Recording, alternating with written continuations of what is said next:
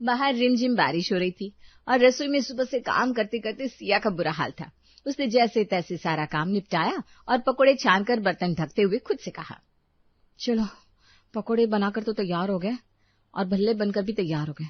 इन्हें थोड़ी देर के लिए दही में डालकर छोड़ देती हूँ और उसके बाद मैं थोड़ी देर कमरे में जाकर आराम करूंगी। रसोई में खड़े खड़े तो कमर जैसे अकड़ गई है। सिया ये सब बोलकर सारा खाना तैयार करके बस अपने कमरे में लेटने गई थी कि तभी कमरे में तुरंत ही उसकी सास कौशल्या आ गई और घबराते हुए बोली, सिया बहू, जाकर एक बार रसोई में देख तो क्या आफत मची हुई है। तेरी बुआ सास तो रसोई में घुस गई है। सिया ये बात सुनकर हैरान हो गई। वो जैसे ही कौशल्या के साथ रसोई में गई तो वहां का हाल देखकर उसकी आंखें फटी की फटी रह गई। उसकी बुआ सास सावित्री उन भल्लों में अलग से मसाला मिला रही थी जो सिया ने पहले से बनाकर रखे थे और उसकी फूफा ससुर हरीश पकोड़ों को दोबारा से कढ़ाई में तल रहे थे। फूफा जी, बुआ जी, आप लोग ये क्या कर रहे हैं? मैंने तो सारा खाना पहले से बना दिया था, तो आप लोग रसोई में दोबारा खाना क्यों बना रहे हैं? अरे सिया बहू, तूने खाना तो बना दिया था, लेकिन दही भल्लों में मसाले थोड़े कम लग रहे थे, इसीलिए सोचा तुझे परेशान करने से अच्छा है कि मसाला खुद ही डाल देती हूँ।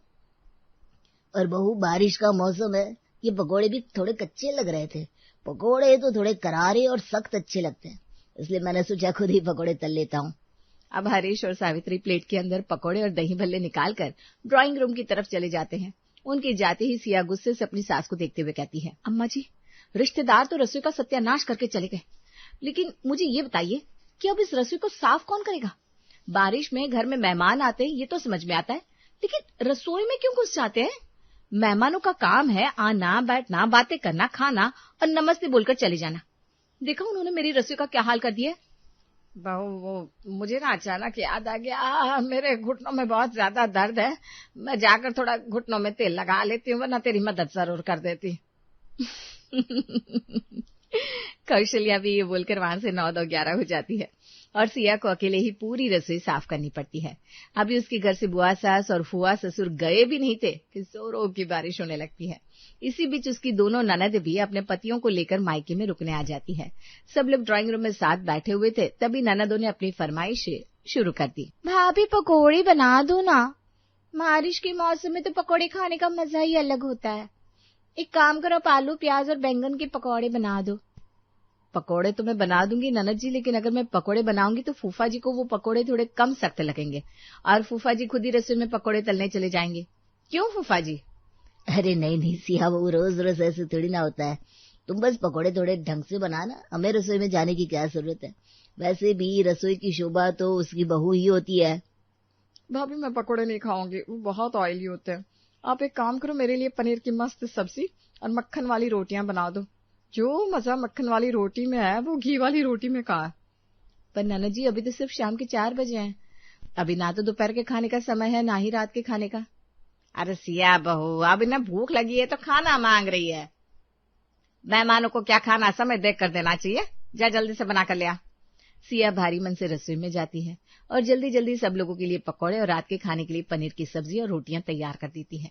ये सब करते करते उसे शाम के 5:30 बज जाते हैं। जैसे वो बाहर आई और सब लोगों को खाना परोसा तो फूफा हरीश ने पहला पकौड़ा खाते ही कहा, सिया बहू, इस बार पकौड़े तो सख्त और करारे हैं, लेकिन चटनियों में मजा नहीं आ रहा। तूने सिलबट्टे पर चटनी नहीं पीसी क्या? फूफा जी, सिलबट्टा तो है, लेकिन वो थोड़ा ऊंचाई पर रखा हुआ था, तो मैंने मिक्सी में ही चटनी बनाकर तैयार कर दी। कोई बात नहीं, तू सबके साथ बैठ, मैं दोबारा से चटनी बनाकर लाता हूँ।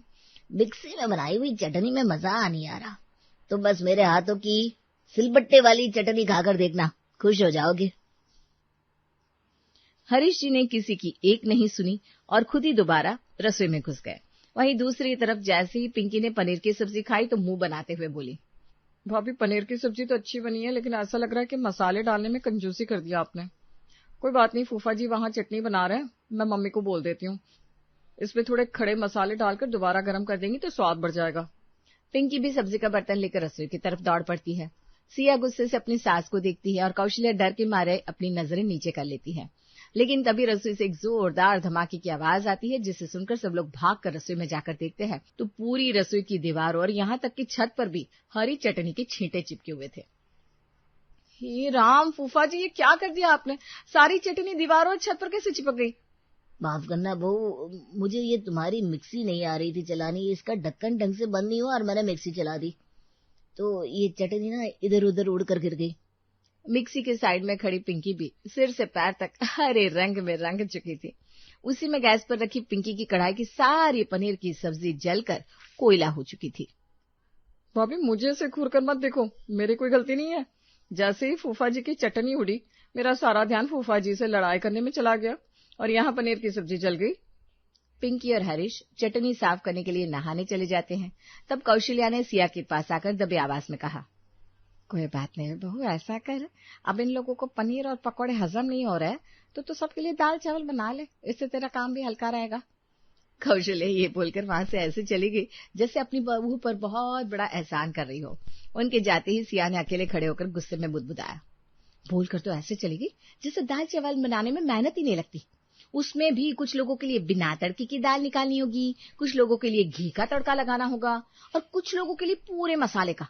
किसी को जीरा राइस चाहिए होगा, किसी को सादा चावल। और ये जो रसोई का हॉल हुआ, इसे कौन साफ करेगा? ये भी तो मुझे ही करना पड़ेगा। कहते हैं ना, जब सही समय पर जवाब देने का वक्त होता है तब हमें जवाब याद नहीं आते और बाद में अकेले सारे तर्क वितर्क याद आते हैं। यही सिया के साथ हुआ। अब वो बेचारी पहले रसोई की सफाई करने में लग गई और फिर रात का खाना परोसते परोसते उसे रात के 9:30 बज गए। जब उसका पति दीपक खाना खाने बैठा तो थाली देखकर बोला, ये क्या है सिया, बाहर इतनी जोरों की बारिश हो रही है। अरे मौसम कुछ टेस्टी खाने का हो रहा है। मुझे लगा था मेरी बहनें और बुआ फूफा जी आए तो तुम कुछ अच्छा खासा बना रही होगी, तभी तो तुम्हें खाना लगाने में इतना समय लग गया। लेकिन तुमने बनाया क्या, दाल चावल, और फिर भी इतनी रात को खाना परोस रही हो। सिया, जो खुद आधी चटनी से सनी हुई थी और पसीने से भीगी हुई थी, उसने दीपक को देखा लेकिन कोई जवाब नहीं दिया। उसने सबको खाना परोसा और खुद भी टेबल पर बैठकर एक शब्द बोले बिना जल्दी जल्दी खाना खाने लगी, जैसे वो खाने की जगह अपना गुस्सा खा रही हो। जिसे देखकर दीपक एक बार फिर बोलता है, अरे सिया, तुम तो खाना इस तरह खा रही हो जैसे खा नहीं रही हो बल्कि खाने पर जुल्म कर रही हो। दीपक की बात सुनकर सिया अभी भी जवाब नहीं देती और खाना खाकर अपने कमरे में चली जाती है। अगली सुबह सभी लोग चाय नाश्ते के लिए टेबल पर बैठे थे। आज दीपक की भी छुट्टी थी। सिया थोड़ी देर में सब लोगों के लिए नाश्ता लेकर आई, जिसे देखकर सबके होश उड़ गए। ये क्या है बहू, ये तो तू काली चाय लेकर आई है। घर में दूध खत्म हो गया है क्या, या फिर सच में हमारे घर में ज्यादा गरीबी आ गई है? ये काली चाय कौन पिएगा? और ये ब्रेड भी बिल्कुल सादी है, ना मक्खन है, ना घी है, ना जैम है। ये क्या कर रही हो सिया तुम? वो सब तो छोड़िए भाभी, ये देखिए इस बर्तन में सिर्फ सूखा आटा रखा हुआ है, वो भी बस आटा। और इस प्लेट के नीचे बहुत सारी कच्ची सब्जियां हैं, आलू, गोभी, घिया। भाभी ये आपने क्या तमाशा किया है? मैं बताती हूँ। मैं जो भी खाना अपने मन से बनाऊं, आप सब उसमें कमी निकालने लगते हैं। अगर मैं चाय में दूध कम डालती हूँ तो आप कहते हैं दूध कम है, चीनी ज्यादा कर देती तो आप कहते हैं चीनी ज्यादा है। किसी को अदरक वाली चाय चाहिए, किसी को इलायची वाली। इसीलिए मैं सादी काली चाय लेकर आ गई। अरे तो बेटा, इस कच्चे खाने का हम क्या करेंगे? चल, काली चाय तो फिर भी समझ में आती है, लेकिन ये कच्ची सब्जियां और सूखा आटा। क्योंकि मैं आप लोगों को अपने मन से जो भी परोस देती, आप लोग दोबारा रसोई में जाते और रसोई के अंदर तूफान मचाकर फिर से उसे ठीक करने की कोशिश करते। तो मैंने सोचा मैं सिर्फ इतनी ही मेहनत करूं। अगर बची हुई मेहनत मेरे मेहमानों को ही करनी है तो ये कच्ची सब्जियां और आटा हाजिर है, खुद बना लीजिए। देख रही हो भाभी, कैसे जुबान चलती है तुम्हारी बहू की। अभी हमें यहाँ आए सिर्फ 1 हफ्ता हुआ होगा और तुम्हारी बहू हमें ऐसे ताने दे रही है। सच में अगर आज भैया होते तो हमें ये सब कुछ सुनना ना पड़ता। जहां एक तरफ सिया को लगा था कि उसकी सास कौशल्या उस पर गुस्सा करेगी, वहीं कौशल्या ने बड़ी ही शांति से अपनी ननद सावित्री को करारा जवाब दिया। सही तो किया है मेरी बहू ने। तुम लोग सच में यही करते हो। अगर मेरी बहू का आधा खाना बनाने के बाद बचा हुआ खाना तुम लोगों को ही बनाना है तो अच्छा है ना। जो बारिश में मेहमान रसोई में घुसे रहते हैं, वो रसोई में घुसकर खुद अपने लिए खाना बनाए। अरे लेकिन भाभी, फूफा हरीश ने सावित्री के कंधे पर हाथ रखकर उसे आगे बोलने से रोक दिया और खुद आगे बढ़कर कहा, सही बोल रही हो भाभी आप।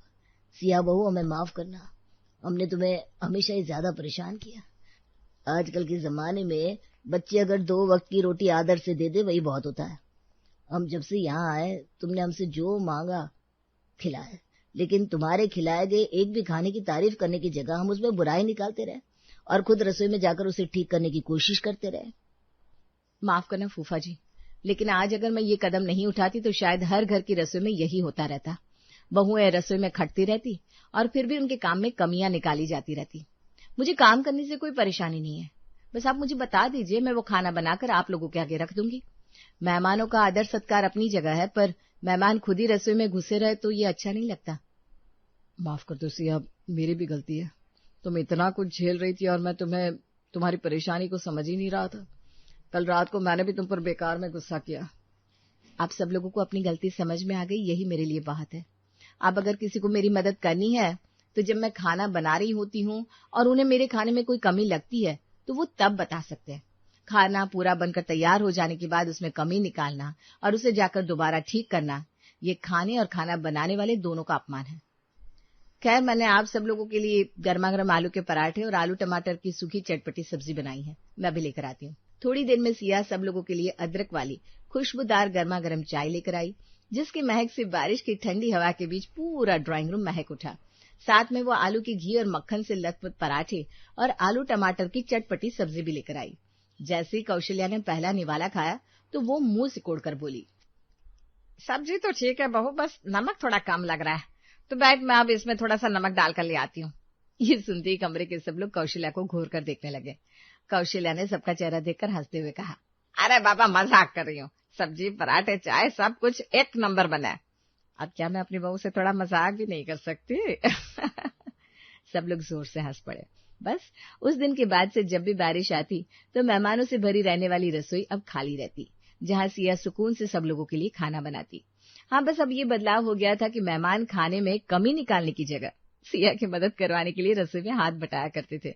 इससे सिया को भी बहुत राहत हुई और जब उसकी दोनों ननदें उसकी मदद करती तो रसोई का सारा काम आधे समय में ही निपट जाया करता था। सुबह का समय है। शिखा अपने कमरे में आईने के सामने खड़े होकर कॉलेज के लिए तैयार हो रही है। वो अलमारी से अपना पसंदीदा चमकीला लाल रंग का वन पीस निकालती है और उसे पहनकर रेड लिपस्टिक लगाकर मुस्कुराते हुए बाहर आती है। उसकी भाभी सुरभि उसे देखकर, ठीक है भाभी, माँ मैं अब कॉलेज जा रही हूँ। मेरी सभी सहेलियाँ बाहर रास्ते पर मेरा इंतजार कर रही हैं। देर हो रही है, मैं अब निकलती हूँ। नीता लिविंग रूम में सोफे पर बैठकर आराम से आज का अखबार पढ़ रही थी। तभी सुरभि किचन से हाथ पोंछते हुए बाहर आती है और शिखा का पहनावा और भड़कीला रूप देखकर उसे टोकते हुए, शिखा जरा रुको, ये क्या तमाशा बना रखा है सुबह सुबह? इतना फिट वन पीस और इतनी डार्क लिपस्टिक लगाकर भला कोई कॉलेज पढ़ने जाता है क्या? ये सब हमारे घर में नहीं चलेगा। चलो अंदर आओ और इसे चुपचाप चेंज करके आओ। ओफो भाभी, आप भी ना हमेशा मेरी हर छोटी छोटी बातों पर बिना वजह टोकने लगती हो। आजकल कॉलेज में सभी लड़कियां ऐसे ही नए फैशन के कपड़े पहनती हैं। ये बहुत कॉमन है, इसमें कोई बड़ी बात नहीं है। मुझे फालतू का ज्ञान मत दो शिखा। मैंने जो एक बार बोला है चुपचाप जाकर वही करो। सीधे अपने कमरे में जाओ और अपने इन तड़क भड़क कपड़ों को तुरंत बदलो। तभी रवि अपने कमरे से दफ्तर जाने के लिए तैयार होकर बाहर आता है और हॉल में अपनी पत्नी और बहन के बीच हो रही बहस को सुनकर बीच बचाव करते हुए, शिखा, तुम अपनी भाभी की बात मान क्यों नहीं लेती? जब सुरभि कह रही है तो बिल्कुल ठीक ही कह रही होगी। वो बड़ी है, जाओ अंदर कमरे में और अपने कपड़े बदल कर आओ, बहस मत करो। शिखा का मुंह उतर जाता है। वो चिढ़कर अपने कमरे में जाती है और अलमारी से एक साधारण सा सूट पहनकर बाहर आती है। उसे देखकर सुरभि, हाँ अब लग रही हो ना बिल्कुल सभ्य और संस्कारी लड़की। अब ठीक है, अब तुम आराम से अपने कॉलेज जा सकती हो। शिखा सुरभि को गुस्से वाली नजर से देखती है और बिना कुछ बोले घर से बाहर निकल जाती है। सुरभि किचन में जाकर बर्तन साफ करते हुए बड़बड़ाने लगती है। सुबह उठकर घर का एक भी काम हाथ नहीं लगाती और सोकर उठते ही फैशन करके कॉलेज जाने लगती है। जब तक मैं इस घर में बहू हूँ, मैं तो इसके ऐसे नखरों को हमेशा डिस्टर्ब करूंगी ही। शाम हो जाती है और शिखा कॉलेज से थककर घर लौटती है। वो जैसे ही हॉल में कदम रखती है तो रवि और सुरभि को बाहर जाने के लिए तैयार देखकर, अरे भैया भाभी, आप दोनों इस समय तैयार होकर कहाँ जा रहे हो? अरे शिखा, क्या बताऊं, आज दोपहर से ही सुरभि शॉपिंग जाने की जिद पर अड़ी हुई थी। इसके आगे मेरी एक नहीं चली, इसलिए इसे मॉल लेकर जा रहा हूँ। भैया ये तो बहुत अच्छी बात है, मैं भी आप लोगों के साथ ही चलूंगी। मुझे भी अपने लिए कॉलेज की कुछ जरूरी चीजें और नए कपड़े लेने हैं।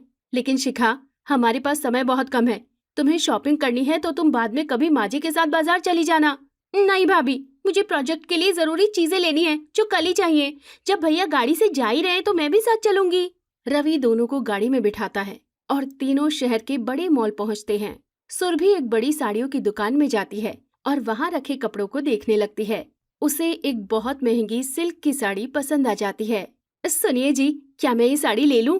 ये सिल्क की साड़ी बहुत ही ज्यादा सुंदर है और मुझ पर बहुत अच्छी लगेगी। शिखा साड़ी का प्राइस टैग देखती है और सुरभि को नीचे दिखाने के लिए तुरंत बगल के रैक से एक और भी ज्यादा महंगा डिजाइनर सूट निकालकर रवि से, भैया अगर आज आप भाभी को उनकी पसंद की वो महंगी साड़ी दिलाएंगे ना, तो मुझे भी ये वाला महंगा सूट दिलाना पड़ेगा। मुझे तो ये बहुत पसंद आया। तुम दोनों का दिमाग खराब है क्या? एक महंगी साड़ी मांग रही है तो दूसरी उससे भी महंगा सूट। इतना पैसा मेरे पास इस वक्त बिल्कुल नहीं है। तुम दोनों कोई सस्ती ड्रेस पसंद कर लो, वरना हम इसी वक्त घर वापस चल रहे हैं। ठीक है, जब आपके पास पैसे ही नहीं है तो मैं भी कोई साधारण सी साड़ी ले लेती हूँ। चलिए यहाँ से। दोनों सस्ते कपड़े की दुकान पर जाती हैं और अपने लिए ड्रेस खरीद लेती हैं। शिखा सुरभि की उतरी हुई सूरत देखकर मन ही मन बहुत खुश होती है और मुस्कुराती है। तीनों घर वापस आ जाते हैं। सुरभि सीधे लिविंग रूम में बैठी नीता के पास जाती है और शिकायत करते हुए, देखिए ना माँ जी, आज मैं बाजार में ड्रेस लेने गई थी तो शिखा ने वहाँ आकर सब डिस्टर्ब कर दिया। उसकी इस फालतू जिद के कारण मुझे अपनी पसंद का महंगा कपड़ा छोड़कर ये सस्ता कपड़ा लेना पड़ा। आप उसे समझाइए। ठीक है बहू, तुम शांत हो जाओ। मैं शिखा के कमरे में जाकर उसे अच्छे से समझाती हूँ। तुम जाकर रात के खाने की तैयारी करो। नीता सोफे से उठती है और शिखा के कमरे में जाती है, जहाँ शिखा बेड पर बैठी किताब पलट रही है। शिखा, जब रवि और सुरभि शॉपिंग पर जा रहे थे तो तुझे उनके बीच में जाने की क्या जरूरत थी? तुझे पता है ना, सुरभि को ये सब बिल्कुल पसंद नहीं है। माँ, आपको तो कुछ दिखता ही नहीं है। भाभी हमेशा मेरे साथ कंपटीशन करती है और मुझे बिना वजह हर बात पर टोकती है। वो मुझसे बहुत जलती है, तब आपको उनका व्यवहार नहीं दिखता? हे भगवान, मैं इस घर में आखिर किसे समझाऊं? तुम दोनों ने मिलकर मेरा सुख चैन पूरी तरह छीन लिया है। रोज रोज का यही कलेश है। नीता परेशान होकर शिखा के कमरे से बाहर निकल जाती है। शिखा चिढ़कर अपनी किताब मेज पर पटक देती है। अगली शाम शिखा अच्छे कपड़े पहनकर हॉल में आती है, जहाँ नीता और सुरभि पहले से बैठी बातें कर रही हैं। माँ, आज मेरी कॉलेज की एक बहुत ही खास सहेली की बर्थडे पार्टी है। मैं वहाँ जा रही हूँ और दोस्तों के साथ थोड़ा देर से लौटूंगी। मेरा इंतजार मत करना। चली जाओ पार्टी में, लेकिन समय पर वापस आना मत भूलना। आजकल रात को बाहर का माहौल बिल्कुल ठीक नहीं रहता। लड़कियों का इतनी देर तक अकेले बाहर घूमना अच्छी बात नहीं है। भाभी, ये कौन सी बात हुई भला? बर्थडे पार्टी हमेशा लेट नाइट ही शुरू होती है। मेरे कॉलेज के सब दोस्त वहाँ आएंगे। मैं इतनी जल्दी वापस कैसे आ सकती हूँ? शिखा, भाभी ठीक ही तो कह रही है। रात को बाहर का माहौल सचमुच ठीक नहीं रहता। टाइम पर घर आ जाना और ज्यादा लेट मत करना। शिखा चिढ़कर घर से बाहर चली जाती है। रात के 8 बजते ही सुरभि घड़ी देखती है और रवि को फोन करने के लिए उकसाती है। रवि शिखा को फोन लगाकर, शिखा, 8 बज गए हैं और तुम अभी तक घर नहीं आई। तुरंत ऑटो पकड़ो और चुपचाप घर वापस आओ। शिखा मजबूरी में पार्टी छोड़कर आधे घंटे में घर लौट आती है। वो बहुत रोते हुए हॉल में बैठी अपनी माँ नीता से सुरभि की शिकायत करने लगती है। देखो ना माँ, भाभी ने भैया से मेरी झूठी शिकायत करके मेरी इतनी अच्छी पार्टी खराब करवा दी। वहाँ सब दोस्तों के सामने मेरा तमाशा बन गया। मुझे बहुत बुरा लग रहा है। तेरी भाभी ने जो किया सही तो किया बेटा। तेरी सुरक्षा के लिए ही तो रवि से फोन करवाया था। शिखा रोती हुई अपने कमरे में चली गई। अगले दिन संडे की सुबह सुरभि अपने सिर पर एक सफेद पट्टी बांधकर बीमार होने का नाटक करती है और लिविंग रूम में आती है। माँ जी, आज मेरे सिर में बहुत तेज दर्द हो रहा है। मुझसे आज रसोई का कोई काम नहीं होगा। आज का सारा काम शिखा ही करेगी। बहुत आराम करती है वो। ठीक है बहू, तुम जाकर आराम करो। अब नीता शिखा के कमरे में जाकर शिखा से, शिखा बेटा, तुम्हारी भाभी की तबीयत ठीक नहीं है। आज का दोपहर का खाना तुम बना लो। माँ, पूरे हफ्ते में मुझे सिर्फ एक संडे मिलता है। मुझे आज अपने कपड़े धोने हैं और भी बहुत जरूरी काम है। भाभी जानबूझकर नाटक कर रही है ताकि मुझे परेशान कर सके। काम बता दिया तो तुम माँ जी से मेरी चुगली करने लगी। शिखा, मैं रोज अकेले काम करती हूँ, तब तुम्हें कुछ नहीं दिखता? तुम दोनों अपनी ये बहस बंद करो और चुप हो जाओ। शिखा, रसोई में जा और चुपचाप खाना बना ले। शिखा चिढ़कर रसोई में जाती है और बर्तन पटकने लगती है। कुछ दिन बाद दोपहर में दूर की मौसी अचानक मेहमान बनकर घर आती है। नीता शिखा के कमरे में जाकर, शिखा बेटा, जरा बाहर आओ। देखो मौसी जी आई हैं। मौसी के लिए चाय नाश्ता बना दे। माँ, आप सुरभि भाभी को बोल दो ना, वो अपने कमरे में फ्री बैठी है। मैं यहाँ अपने कमरे में कॉलेज की पढ़ाई कर रही हूँ। अब नीता सुरभि के कमरे में जाकर, सुरभि बहू, शिखा पढ़ाई कर रही है, तुम जरा मेहमानों के लिए चाय बना दो। माँ जी, वो बस पढ़ाई का बहाना बना रही है, मैं अपनी अलमारी साफ कर रही हूँ, बहुत काम है, मैं अभी नहीं जा सकती। देख लो माँ, भाभी कैसे काम से जी चुराती है, सारा काम मेरे सिर मर देती है और खुद आराम करती है। तभी सुरभि वहाँ आकर, तुम फिर से माँ जी के सामने मेरी चुगली कर रही हो शिखा, तुम खुद तो घर का एक काम नहीं करती हो और मुझे बोल रही हो। दोनों ननद भाभी मौसी के सामने ही जोर जोर से बहस करने लगती हैं। मौसी दोनों का ये तमाशा देखकर बहुत परेशान होकर नीता से, अरे भाई, तुम दोनों इस तरह आपस में क्यों लड़ रही हो? मैं बाहर से खा पी कर आई हूँ, मेरे लिए कुछ मत बनाओ, आपस में झगड़ा मत करो। अच्छा बहन नीता, अब मैं चलती हूँ, तुम्हारे घर में तो हमेशा यही हंगामा मचा रहता है, सुख शांति नाम की कोई चीज नहीं है, फिर कभी आऊंगी। मौसी गुस्से में चली जाती है। नीता का गुस्सा 7वें आसमान पर पहुंच जाता है और वो दोनों को डांटते हुए, तुम दोनों ने समाज में मेरी नाक कटवा दी, हर छोटी बात पर झगड़ा करती रहती हो, तुम दोनों ने मेरा सुख चैन छीन लिया है, मैं तंग आ चुकी हूँ। ऐसे ही दिन बीतते रहते हैं और घर में लगातार क्लेश होता रहता है। एक दिन सुरभि हाथ में एक कागज लेकर खुश होती हुई हॉल में आती है। माँ जी, आज शाम को मेरी कुछ खास सहेलियां घर पर आने वाली हैं, मैंने उनके लिए किट्टी पार्टी रखी है। तभी शिखा वहाँ आकर, माँ, आज शाम को मेरी सहेलियां ग्रुप स्टडी के लिए आ रही हैं, भाभी अपनी किट्टी पार्टी फिर कभी रख ले, मेरी पढ़ाई ज्यादा जरूरी है। मेरी पार्टी पहले से तय है, मैं इसे कैंसिल नहीं करूंगी, तुम अपनी सहेलियों को आने से मना करो। दोनों फिर से जोर जोर से लड़ने लगती हैं। तभी रवि ऑफिस से आता है और ये सब सुनकर दोनों को डांटते हुए, चुप हो जाओ तुम दोनों, हर वक्त लड़ती रहती हो। सुरभि, पहले सहेलियों को बुला ले, शिखा बाद में तुम बुला लेना, बात खत्म करो और शांत रहो। नहीं, मुझे ये बिल्कुल मंजूर नहीं है। माँ जी, अब इस घर में या तो ये ननद शिखा रहेगी या मैं रहूंगी, आप फैसला कर लो। हाँ माँ, सुरभि भाभी बिल्कुल सही कह रही हैं, या तो ये रहेंगी या मैं, तुम शाम तक अपना आखिरी फैसला बता देना कि कौन रहेगा।